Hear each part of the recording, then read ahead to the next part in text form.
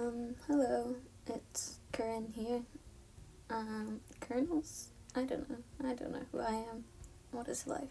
Anyways, still not, still awkward as usual. Still in a, oh my gosh, I'm sorry. Still in a very poor setup, for this kind of thing. But, still alive, so that's a plus. I haven't uploaded a video in a while. I've been working a lot more. I mean, I don't work a ton. I'm still working part-time, but at a sandwich food chain thing. I don't know. I'm not good at speaking the words. This is a challenge that is definitely kind of blown over at this point. It was popular many months. There we go. Popular many months ago. Many moons, if you want to be fancy. Where artists were doing like the TOONME challenge, where they would turn half of themselves into like their stylized version of art or whatever. And this was my attempt. It was during a time where I wasn't super confident about my art. I mean, I'm still not. I still hate most of what I end up with, but it was like at a weird phase where a lot of the things I was doing weren't really turning out well. But it was fun. The colors are kind of trippy. Well, they will be end up being that way. But it was fun to try. I think I might try again in the near future because I'm just really not happy with this one.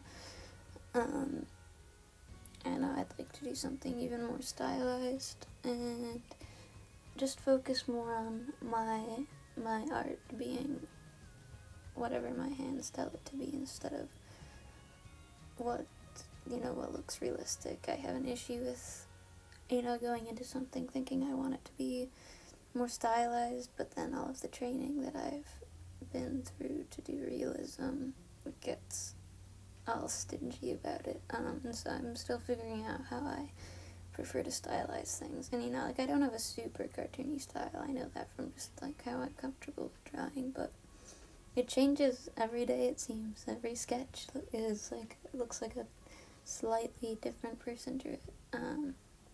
I don't know if that's just me, and because it's my art, and so there's just things that I nitpick and see as being different than how it was. And finding your art style is always something that artists talk about and people struggle with, and I don't really know how I feel about it. I just know that I'm not really a fan of my own art most of the time, and I struggle between whether I want a more fluid, realistic yet fantastical approach to things, or a more cartoony, stylized animation sort of style. Not something that I'm still figuring out, and I don't know if I'll ever have it figured out. But it seems, at this point in this sketch, I was struggling a lot with how I wanted to shade things. This was during a phase where I was super into purple shading, digital art purple shading, which is fun. It's good to use different colors in shading, but I've come to realize that it's not just straight up purple. Purple tones of what the color is underneath work better sometimes. I don't know. I guess it depends on what you're going for. But there was a stretch of time where I was super in, I would do 3 different shade layers of increasingly darker purples, or sometimes blues, but usually purple. And, it had some cool effects. It also kind of made, gave off sort of a vampire-y look, I guess. But it's fun, I enjoy shading. I enjoy blending digitally. And the good thing about digital art is that redoing things very easy. I don't really know what to talk about. I guess I started watching Avatar, recently. I finished it in about 2 weeks, maybe a week and a half. It was the first time I'd ever, oh my gosh, I keep shaking my knee and it's probably making some really irritating sounds, I'm sorry. I didn't watch Avatar when it came out. I'm very, very late to the Avatar fandom bandwagon, but now that I'm here, I'm very pleased. I don't regret it. Avatar has kind of consumed my life currently. I just started Legend of Korra, which I'm finding a little harder to get into just because it lacks some of the aesthetics that I like, but I do like Korra. And I like the characters. And so hopefully a few more episodes I can get more wrapped up in the story. I just don't feel like it has the worldliness that I enjoyed about Avatar. But yeah, I just finished that, and I really liked that. It brought me joy in a time when the world is very turbulent and not particularly joyful. So here were, this isn't usually how I do eye reflections, but I guess, I think I was using some guides and, looking at more reference than usual for it. Now we're adding some colors so that I don't look quite as dead. And then, it gets darkened up again because it was just a little too wild, a little too lively. So we're just, dampening that down a little bit, color correcting. I don't know, I'm still looking at it. I'm just really not happy with this piece, but we don't always succeed, and I find a lot of my, I honestly, if I had kept it at this stage and made it less complicated further on in the drawing, I think it would have been better. I don't know. I'm just not used to how I'm trying to draw and what I want to get across. But I already talked about that. I'm rambling still. Just reiterating some lines, reinforcing, reiterating, whatever. Also ears. So ears are a thing that, for a while, I just didn't draw. I would cover them up with hair because I hated drawing ears. And then there was a time where I was like, alright, you're gonna learn how to draw ears. And so I drew ears, and I learned how to draw ears, and I studied them, and I got them, and I would use reference whenever I drew an ear, so the ears would be, pretty realistic, except they would be on a not super realistic head.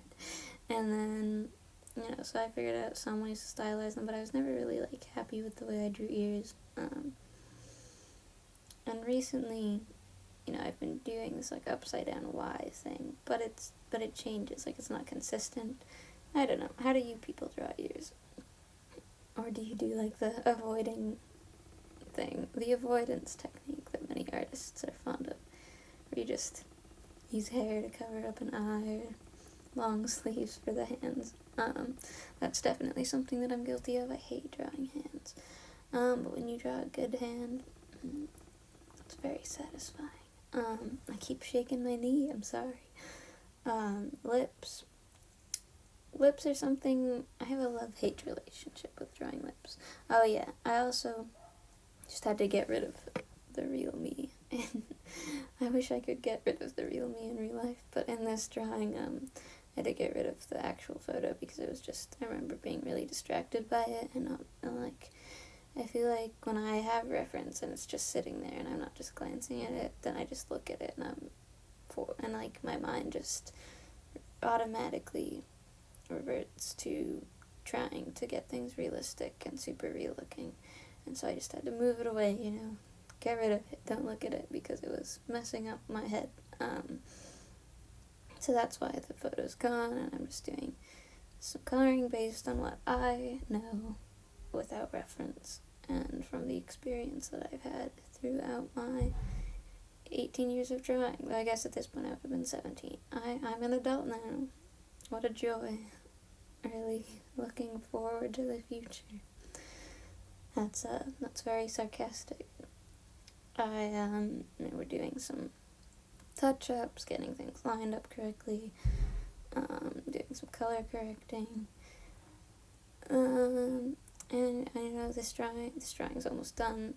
We're just doing some little things. I like to add some glowy bits to drawings. What we're gonna add in the background soon enough, which I think adds in like the trippy factor that I kind of had.